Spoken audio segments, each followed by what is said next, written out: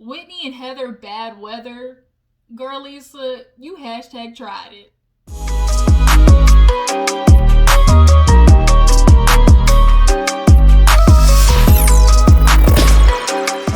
Hey you guys, welcome back to my channel. Girl G here. Appreciate you for tuning in. We're gonna get right back at it. We're gonna talk about Real Housewives of Salt Lake City. This is part 2 of the reunion, and things are definitely still like heating up. We definitely watched Lisa unravel from her pretty little package bow that she's always been in and like take off on Heather's ass, but guess what? Heather did not back down, and she low-key like checkmate that bitch like towards the end. So we're definitely gonna get into it.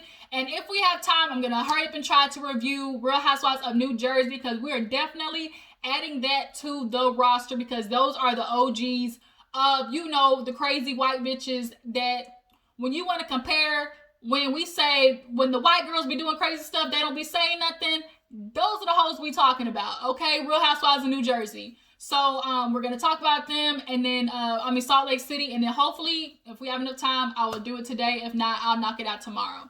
So we open up this episode actually talking about Mary and her life, obviously, and being on the show, and you know, her glands. You know, she talked about having surgery, which is why she's sensitive to the smell of hospital.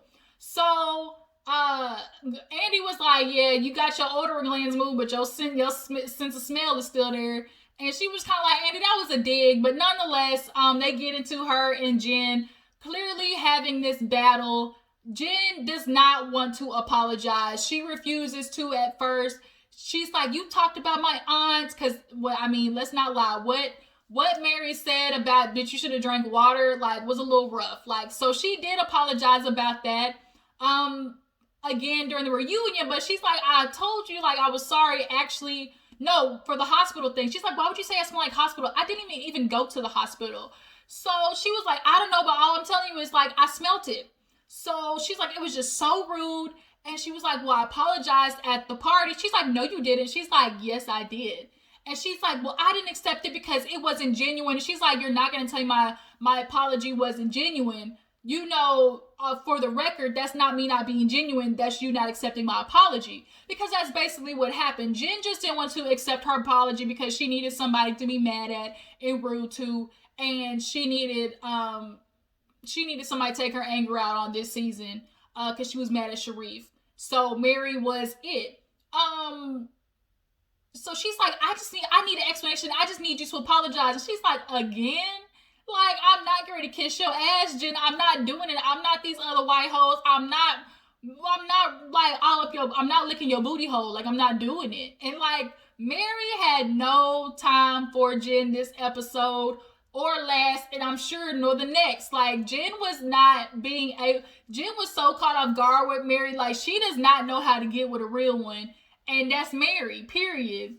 So, they move from that to Mary's relationship with, you know, her husband, and how he, you know, is older. I didn't know their age difference is the same as Whitney and her husband.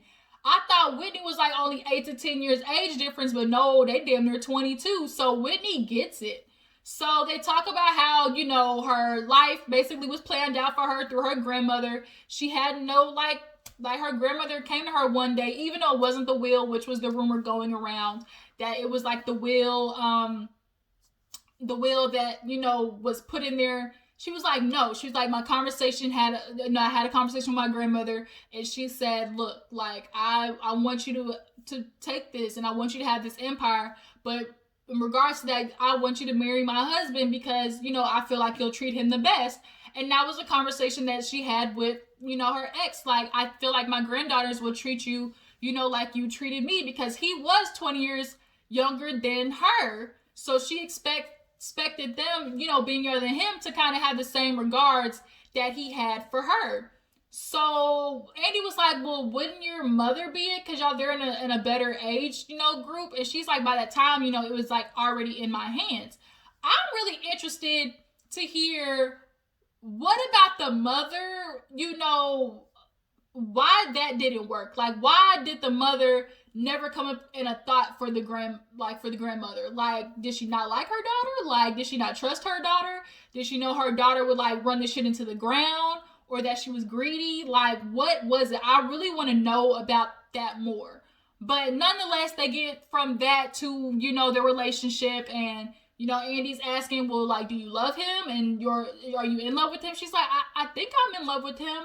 And he's like, you think? She's like, yeah, like, I love him. Like, he's a man. I mean, we've been married for 22 years. And so Andy was asking, well, are y'all having sex? And she was kind of like nodding her head. And I think she was talking to, like, thinking to herself, like, do I want to say this? And she does. And she's like, for the last few years, no. Bitch, this is more than the last few years. I'm sure it's been a good 3 to 5 years since y'all really had y'all good old knockdown, drag out, like, woo, like, we really tore this house up, like, type situation. But what I can respect is she starts getting emotional because she's like, you can't put anything on happiness. And she's like, I'm with this man, and, everything I've gotten, he's gotten for me. Like, he's shown me that love through, just through acts of service or acts of, gifts. And, what Mary and him have are peculiar, but what Mary and him have also is what other relationships sometimes lack, which is the actual true, friendship, relationship, budding, like the budding community of the two being together. Like, they have that because it's not based off sex. Other relationships become started based off sex, which makes them lack the actual growth part in the relationship of the two. And Mary and him have that. I really can feel that they have that, because she gets emotional, and a lot of people were saying, like, oh, she faking. I genuinely didn't feel like she was faking. I actually believe Mary when she says, I don't think she's in love with him, but I do think she grew to love, certain attributes about him and certain, characteristics about him. Because when you're stuck with somebody, it kind of forces you to see the good in them, or forces you to just work out the relationship, and her knowing she's in this situation, she's gonna look at him and, like, try to find the things that she likes about him. It's kind of like a guy friend that you don't like in the first place. You never like him, but all of a sudden one day, like, because you've been around him so much, you start to like those little quirks and the way he laughs, or like the way he does, like, this little stupid thing, like, it's kind of like that. So although they are not having sex, there's happiness there because of the true actual, like, foundation of what the relationship is built on. Y'all drop down in the comments and tell me how you feel about that. But nonetheless, they go from that to, the church, and how she's afforded this lifestyle, and she's afforded this lifestyle. Apparently, they had restaurants and mortgage companies, a whole bunch of shit, that was going on. Because she said, look at my church, Andy, they couldn't quite possibly afford the lifestyle I live. So Andy's like, well, don't you think they would feel some type of way seeing that you live this lavish and they church looked like that? And I'm low-key thinking the same thing, Mary. Like, I saw that church, girl. That church, it looked like it's damn near got a hole coming through the ceiling, and y'all collect it with water. Like, y'all have a water bucket on the floor. Like, that's low-key what it looked like. Like, I can't. Y'all might want to fix that situation for your whole church goddamn revolt on that ass. So they go from Mary with that to what they move to after that. So Mary and Lisa and Whitney, and that whole, like, who told who what. So Andy asked Mary, so did you say that Meredith and Lisa were scared of Jen? And she was like, no. And he was like, well, who said it then? And she was like, that blonde Barbie. And Whitney's like, okay, let me explain. She's like, we had the conversation, and basically the gist of it was Meredith and Lisa don't want to say anything to Jen because they're scared of her reaction. When Whitney in the first place said that they're scared of Jen, that's what we all knew. That's what the fuck she meant. We all knew she was talking about them hoes and not want to deal with the blowback. Hold on, y'all. My mom is calling me. Alright, y'all, I'm back. My mom's calling me, telling me the whole goddamn stores is empty. No surprise. We struggling down here in Texas, for real, for real. But back to who really struggling. Yeah, so we're talking about Lisa and that whole mix up with who told Jen, who scared, yada yada. So when Whitney said that, of course we all knew she was talking about Jen's reaction. We knew she wasn't quite literally saying she's scared of Jen. But I really feel like Meredith, she tried to clean it up, talking about, I said I didn't understand. I mean, that's the only thing I said. But Lisa, she made sure to stick to, I'm not scared of you, Jen. Like, do you think I'm scared of you? It's like, bitch, how's she supposed to know? I'm not scared of you. I'm not scared of Jen. Everybody's like, that's not what we mean. You're scared to tell her anything because of her reaction. And it's true, Lisa. Like, not one time did she really just go to Jen and be like, girl, you wildin'. Like, you straight up wildin'. Like, you need to calm it down.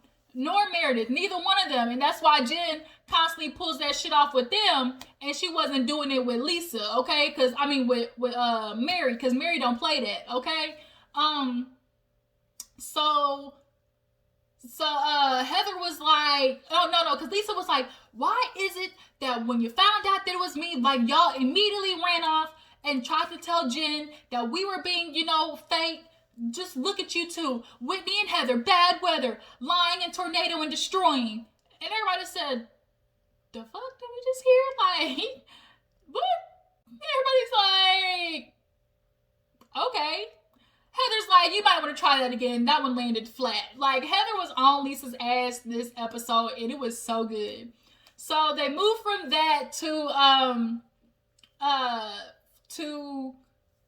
Heather kind of talking about Jen really going after the ladies, especially Mary. Her and Mary actually finally did apologize to each other because, Mary said sorry about what she said about the aunt.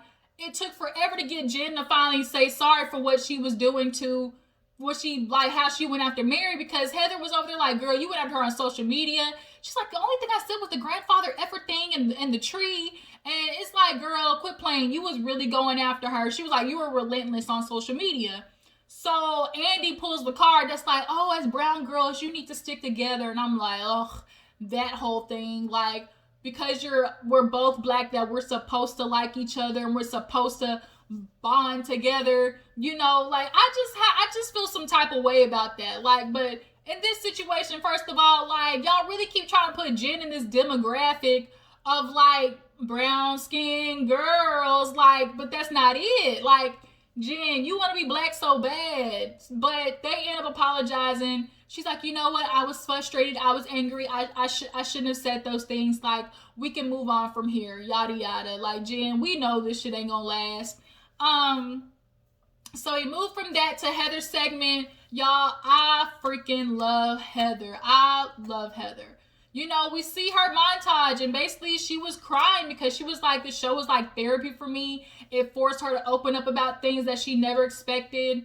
And she actually got, a lot of gratification and, like, a lot of validation that, she's doing something that a lot of women go through in life, which is you divorce from somebody and it's bittersweet. It's bitter because you created this life in your head and you did give up your life for somebody and probably dealt with a lot of shit that you shouldn't have. And you're thankful for your kids, but damn, you lost years of your life. But even though you lost those years of your life, it's because you had an idea of marriage. And that's where the bitter part comes in. But it's sweet because it's like you get to start over and you finally get to create something of you and try to get back to that old person of, like, what you used to be.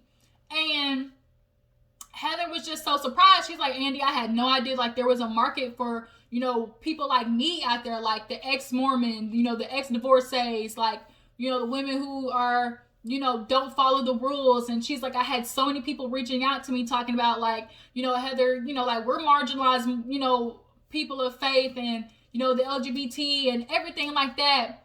And she was like, I just loved it. He's like, well, must have felt great, having Rihanna, message you. She's like, that was it right there. If Rihanna messages me, like, bitch, I could die right there. Like, for real. Like, we do forget that these women, like, kind of, I don't want to say nobody, but, like, we don't know them. Like, these are women who live regular ass lives before this. And they finally get a chance, or they get a chance to, like, go after something because these, the Housewives opens up doors for them, to probably do something that they've never done before. Women like Lisa, I mean not Lisa, like Heather. Um, so I really want Heather to just like take this and run with it. I really do because we all love Heather. Incongruent to Lisa Barlow. Lisa really thought she was gonna be in charge of the girls. You thought you was gonna be in charge of the girls. Not on duty, not gonna happen. And then Lisa had the nerve to try to steal the shine from Heather when she talked about, oh yeah, girl, I totally get it. Like, I had a lot of, LGBTQIA, message me and talk about how they want to live, Mormon life loosely and drink and stuff like that. So I can get you on that part. It was like, bitch, wasn't nobody talking to you, okay? Wasn't nobody talking to you. Like, this was my moment. And Heather was kind of like shaking her head, like, bitch, nobody asked you type stuff. So it was like, I don't know, something about how Lisa like put her 2 cents in. It was like, wasn't nobody asking you for your input, okay? So they go from that to to her daughters.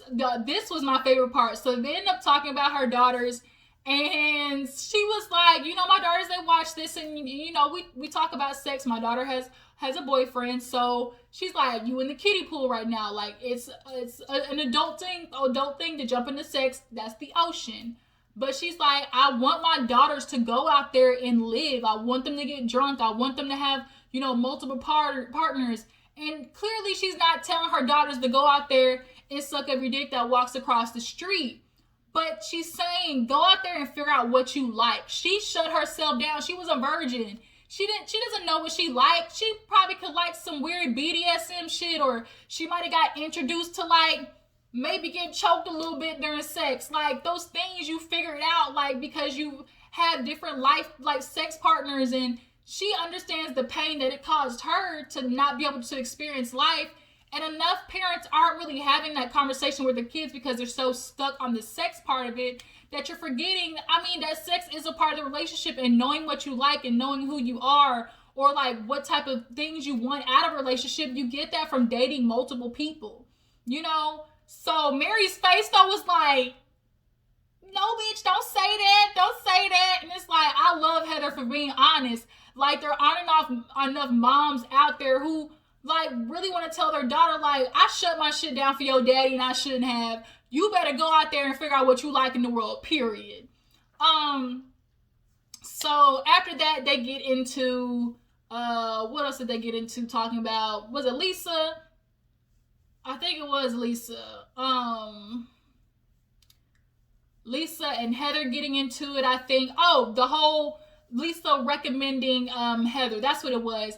Because they were talking about, because Lisa was like, Heather got, her ego was inflated after the show. And it's like, bitch, you salty. Girl, you licking, you stuck on lemons because you thought you was going to bring Heather on. Now that we know that she was recommended by Lisa, how does that make you guys feel? I honestly feel like she brought Heather on to make herself look good, and the shit backfired.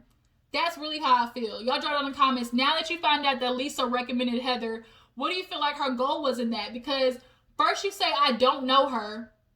Like you said that. You pulled a Mariah Carey. I don't know her. And then it's like we found out you hoes met 2017. And then, okay, you're familiar with her clearly because you know enough to say, oh, she the good time girl. Like, woo, girls gone wild type shit. So that's why you brought that bitch on, to try to make yourself look good. But don't nobody give no fucks about Lisa Barlow and this perfect ass life that she's trying to live. Nobody cares about that. We want real shit. And that's Heather. We as viewers, we can tell real shit. Like, we can. And that's why we gravitated towards Heather and Whitney as well. So these hoes are going at it. Okay, going at it. She's like, she was like, you were constantly coming after me. And she's like, you manipulate Jen. Jen's over here saying shit. And that's how I know I couldn't trust you, because Jen, I felt I was going to get left out by, the glam girls. And she's like, Jen was like, look, I know that you said that on the show, but that's not how I feel, Heather. And she's like, well, you kind of showed it to me otherwise, because you were constantly coming after me, Whitney, even Meredith, and real hard on Mary. But she has yet to touch Lisa on that goddamn Twitter and Instagram like she was them other hoes. So why is it that all of a sudden Lisa is back cool with Jen? Jen has yet to say anything about Lisa on on Twitter when she clearly talked shit about her and said that she doesn't want to be her friend anymore when they were in Vegas. And Lisa, you're talking about being a best friend to Meredith, but you're befriending Jen. And Meredith clearly feels some type of way about it, but has not said anything yet. So she's like, who are you to tell me, like, I'm not a good friend to Meredith? She's like, in my standards, you aren't. Like, I'm just talking about me. If I was Meredith and saw what you were doing, you say you don't like liars, you don't like drama, but here you are with Jen Shah. Like, really? And she's like, let's just all not be friends with Jen, okay? She's like, I'm not just going to sit there and abandon somebody. And it's like, now you talking out of both sides of your neck right now, Lisa. Like, that's not making any sense. So everybody gets up for break. They're just gonna end there. She sits down across from Meredith. She's like, why does she keep saying, like, I'm not being a good friend to you? Like, I'm not showing up. And Meredith just kind of like, look, you know, you're gonna say things she doesn't like, vice versa. The fact that Meredith didn't address it is making me feel like her and Heather probably had a conversation. So she's looking at Heather. She's like, what do you want to do? I want to move forward. Like, but, you know, I'm just not going to keep doing this with you, Heather. And Whitney's like, well, girl, you got to understand this is 50-50. Like, you've done your shit. You want me to apologize, Whitney? Oh, my God. I'm sorry. I'm sorry for breathing. It's like, bitch. For that, don't nobody fuck with Lisa Barlow. You see what happened to Mean Girls, Regina George. Bitch got hit with a school bus at the end of the episode. Everybody who thinks they up here gets knocked down a couple of pegs. And like Heather said, you're last in life. she said, if you haven't noticed, Lisa, you're last. And she's like, last in what? She's like, life, especially in my book. And she's like, I don't even care, Heather. She's like, if you don't care, then why are you still talking to me? Shut up and sit down then. Heather was on her shit, y'all. She was had her foot on that bitch neck, okay? And I was here for every minute of it. Finally, Lisa gets upset. Where's my husband? Okay, I'm not just gonna keep doing this with Heather. I'm not gonna sit there and abandon Jen. And she's like disgruntled right now. I'm not gonna abandon her like that. I'm just not understanding Noah. She's talking to the producers and then her husband. I'm not gonna go on any longer like this. I just can't do it.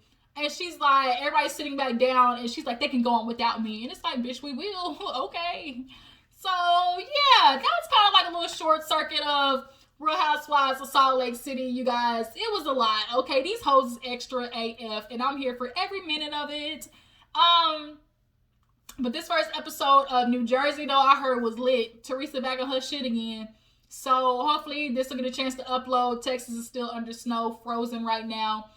No electricity in some parts. So y'all just keep praying for us. Y'all tell me how you feel about this reunion. How do you guys feel about Lisa? Okay, do y'all feel like Lisa recommended Heather, not knowing her or just knowing enough about her to keep her kind of like, oh, she's not as good as me, I'll bring her on the show type situation? Jen, do you guys feel like her and Mary, like, truce will last? And Heather as a mom, I really want to interest you, like, as a mom, in marriage, divorce, whatever, do you tell your daughters what Heather is telling hers? Like, live life, bitch, get drunk, live it. Like, to have that conversation with your kids. Like, what type of advice do you give your children, you know, when it's time for them to face the world, you know? But that's pretty much it, you guys. I will catch you in the next video. Make sure you like, subscribe. Let me know that you stopped by. I'll catch you guys later. Love y'all. Deuces.